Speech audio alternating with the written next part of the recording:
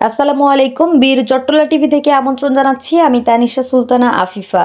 লক্ষ্মীপুরের কমলনগরে মেঘনা নদীতে ডাকাতির প্রস্তুতিকালে 5টি ডাকাতি মামলার আসামি সহ 2 জনকে গ্রেফতার করেছে থানা পুলিশ।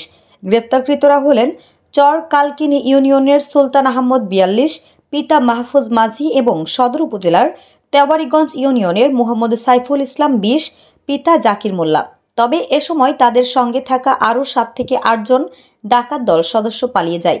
মামলা সূত্রে জানা যায়, গত 10 সেপ্টেম্বর সন্ধ্যায় উপজেলার চরফলকন মাতব্বরহাট বাজার সংলগ্ন বেড়িবাঁধ এলাকায় ডাকাতির প্রস্তুতি নিচ্ছে এমন গোপন তথ্যের ভিত্তিতে পুলিশ অভিযান পরিচালনা করে। পুলিশ ঘটনাস্থলে পৌঁছালে ডাকাত দলকে দেশীয় অস্ত্রসহ নদীতে মাছ ধরার নৌকায় ডাকাতির প্রস্তুতি নিতে দেখা যায়। এ সময় 2 জনকে গ্রেফতার করা সম্ভব হলেও বাকিরা অন্ধকারের সুযোগে পালিয়ে যায়। পুলিশ জানায়, গ্রেফতারকৃতদের মধ্যে সুলতান আহমদ দীর্ঘদিন ধরে এলাকায় বিভিন্ন ডাকাতি মামলার পলাতক আসামি ছিলেন।